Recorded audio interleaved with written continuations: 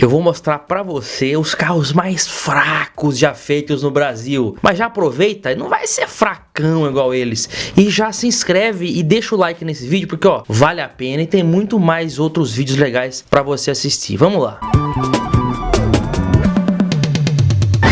Olá amigos do canal PL, que bom que você tá aqui, hein, cara, que bacana, sejam todas bem-vindas, bem-vindos, vamos juntos ver os carros, um deles, né, tem vários carros aí que deixam a desejar em questão de desempenho, mas vamos citar alguns, acho que os exemplos mais emblemáticos de veículos com desempenhos sofríveis. Vamos começar? Pois é, vamos lá. Ford EcoSport 1.0 Supercharger, pois é, lá em 2004, no lançamento do carro que praticamente inaugurou o segmento de SUVs urbanos, a Ford oferecia três opções de motorização para o EcoSport. Eram elas a 2.0 Duratec, o 1.6 Rocan e 1.0 Supercharger. Esse motor 1.0 também equipou Fiesta, hatch e sedã. Vale pontuar que no sedã também era um desempenho sofrível. Ele não entrou na nossa lista aqui, mas se formos analisar, o desempenho não é tão ruim. Da lista aqui é até um dos melhores. O motor 1.0 de 4 cilindros rendia 95 cavalos a 4.250 RPM, um 0 a 100 em 14.8 segundos e velocidade máxima de 157 km por hora. Como eu disse, não é realmente um dos piores da lista, mas o formato do carro, como um carro pesado e alto, a aerodinâmica, a relação peso-potência acaba não favorecendo, então o carro fica com desempenho ruim por essa razão. E outra também, as versões mais simples, né? Então realmente entra na lista aqui essa versão como uma das mais fracas já feitas no Brasil. Chegamos agora à era dos populares nos anos 90. Eu nem vou falar, tá, de carros dos anos 60, como eles. Fusca 1200, Renault Gordini, realmente são carros bem fracos, mas temos que pontuar uma coisa aqui também. Esses carros, o que hoje é considerado fraco, antigamente não era. Então, lá nos anos 60, isso não era visto como um carro fraco, mas dos anos 70 pra cá, que a gente conseguiu ter mais esse tipo de parâmetro. Então, guardadas as devidas proporções de época, porque aqui na nossa lista temos carros dos anos 70, 80, 90 e 2000. Então, cada época retém ali as suas proporções. Mas colocamos aqui. E falando agora dos populares, nos anos 90, os motores de 1000 cilindradas. Mas antes dele, tivemos um carro com uma potência ainda menor. Era o Gurgel BR800. Em 1988, esse carrinho tinha um motor com precisamente 792 cilindradas, com motor de apenas 2 cilindros que rendia 33 cavalos. De concepção boxer, alguns dizem que é basicamente um motor de Fusca cortado ao meio, mas eu acredito que a Gurgel era mais do que isso, porque ao contrário do motor da Volkswagen, esse motor do Gurgel de 2 cilindros era refrigerado a água, fazia de 0 a 100 em 34.4 segundos e atingia a velocidade máxima de 112 km por hora. Realmente a velocidade máxima era um pouco sofrível, mas guardadas as proporções também da dificuldade que o cara tinha para desenvolver um carro nacional, o Gurgel entra na nossa lista como um dos carros mais fracos aqui. Mas se você pensa que o Gurgel, que o motor não era nem 1000, era 0.8, você pensa que ele foi o mais fraco já feito aqui? Não. Na verdade, feito aqui pode até ser. Essa lista ela contempla carros fabricados no Brasil, mas eu trouxe também dois exemplos de carros que foram vendidos por aqui, embora não fabricados, eram importados e vendidos aqui. Isso aconteceu nos anos 90 e o primeiro deles é o Daihatsu Kuori. Ele foi vendido no Brasil entre 1994 e 1999. O motor era um 0.8 de 3 cilindros, com precisamente 847 cilindradas que rendiam até bem 44 cavalos. Um 0 a 100 também legal, ó, 15 segundos e velocidade máxima de 145 km por hora. Um motor 0.8, igual o Gurgel, mas, claro, o Brasil, realmente, esse carro importado tinha uma tecnologia superior. Ao contrário do Gurgel de 2 cilindros, esse era de 3, uma concepção que muitos pensam que é atual hoje. Na verdade, 3 cilindros já tinha lá nos anos 60 com o DKV. Mas, realmente, o Daihatsu Kuori era um carro também pequeno e leve. Talvez isso ajudasse no desempenho, mas é um motor também 0.8. E teve um outro carro carro que era com a cilindrada ainda menor, quase uma moto realmente, que era o Subaru Vivio, também vendido aqui através de importações. Esse daí tinha um motor de 4 cilindros, tá? Mas com apenas 658 cilindradas, que rendia os mesmos 44 cavalos dos 3 cilindros do Quarry. O 0 a 100 em 18,3 segundos e 141 km por hora de velocidade máxima. Nós vemos aqui dois exemplos de carros importados com motores abaixo de 1000 cilindradas, que tem desempenho um 0 a 100 abaixo dos 20 segundos e uma máxima acima dos 140. Isso mostra como a tecnologia brasileira era atrasada, porque na era dos 1000 nacionais, muitos deles faziam 0 a 100 em mais de 20 segundos e alguns nem atingiam os mais de 140 km por hora que esses carrinhos aí importados faziam. Realmente uma defasagem tecnológica que foi sendo atenuada depois aí com a abertura das próprias importações. Então, esses dois carrinhos, olha esse último Subaru Vivio com menos de 700 cilindradas, faz um 0 a 100 em menos de 20 segundos. Claro também que era um carro bem leve, né?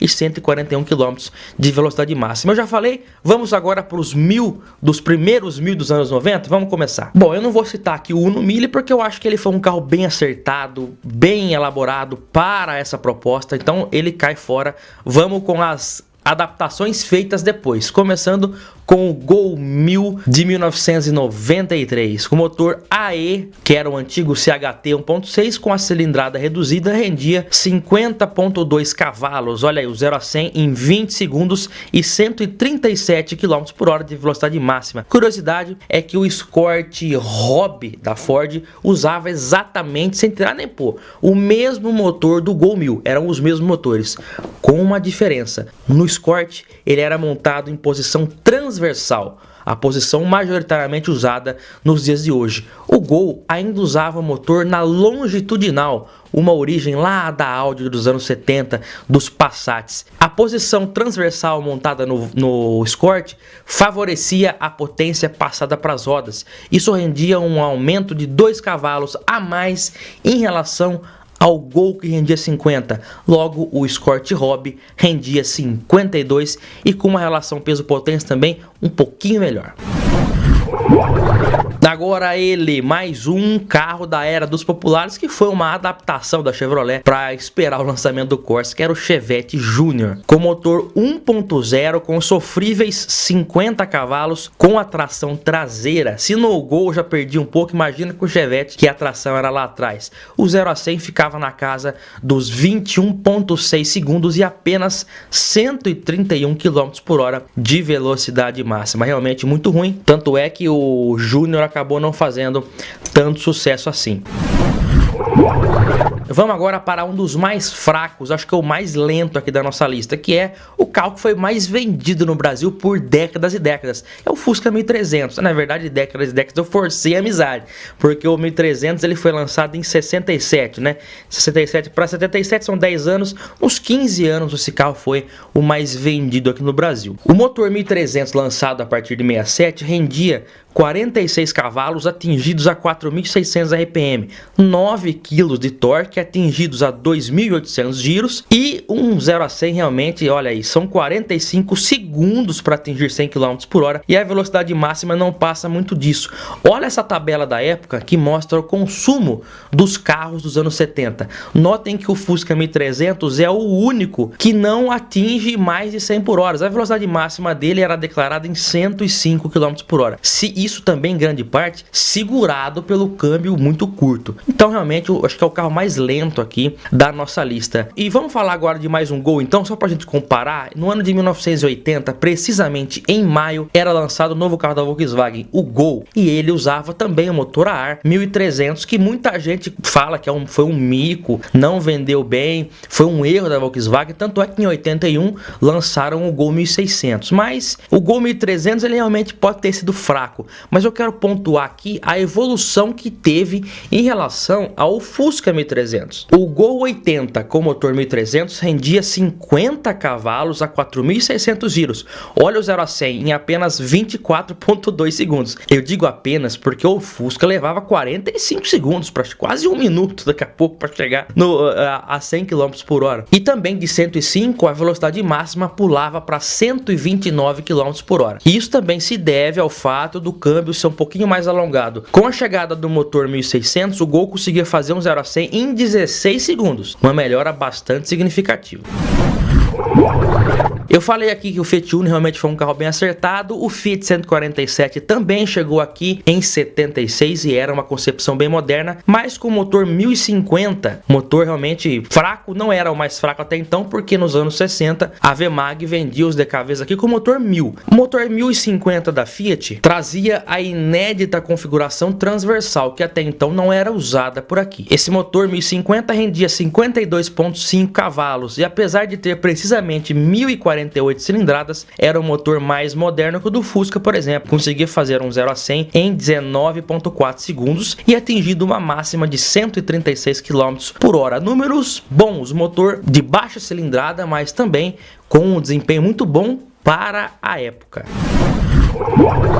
Vamos citar agora o mais fraco de todos. Nós temos que considerar que esse carro nem foi produzido em série. Pois é, se hoje os elétricos são vistos aí como um desempenho absurdo, um 0 a 100 em menos de 5 segundos em alguns casos, lá nos anos 70, mais precisamente em 1975, uma empresa brasileira lançava o seu primeiro veículo elétrico muito à frente do tempo, hein? Tô falando da Gurgel, é claro, com o Gurgel Itaipu E150. Esse carrinho aí de 2 lugares tinha um peso de 460 quilos, sendo que 320 deles eram apenas das baterias de 3,2 kW, que entregavam o equivalente a 4,2 cavalos. O motor tinha uma autonomia total de apenas 50 km e o tempo de recarga do carro era de 10 horas. Devido à baixa potência e demora na recarga das baterias, o carrinho de 2 lugares parou de ser produzido ainda como um protótipo e as 27 unidades feitas viraram item de colecionador.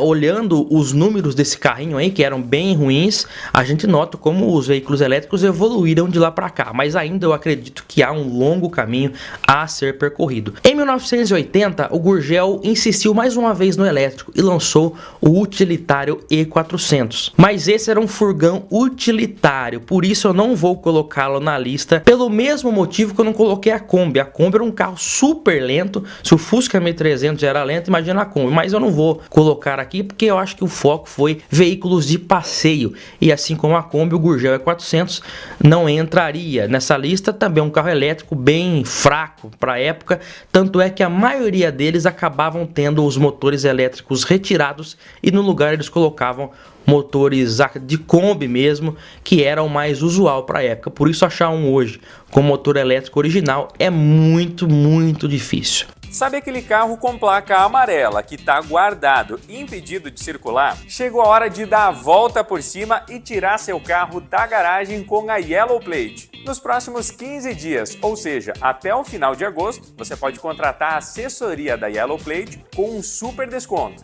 Volte a circular com seu veículo regularizado em todo o Brasil sem preocupações. É fácil, basta entrar em contato nesse WhatsApp que aparece no vídeo e solicitar um orçamento gratuito. Atendimento online para todo o Brasil. Yellow Plate, a solução rápida e segura para regularizar seu veículo placa amarela. Esses foram alguns dos carros mais fracos já feitos aqui e vendidos aqui, no caso do Daihatsu Quarry e do Subaru Vivio. É claro que tem mais, e se você já teve um carro fraco como esse, deixe seus comentários aqui pra gente compartilhar essas experiências. Eu espero você no próximo vídeo, um grande abraço e até lá, tchau!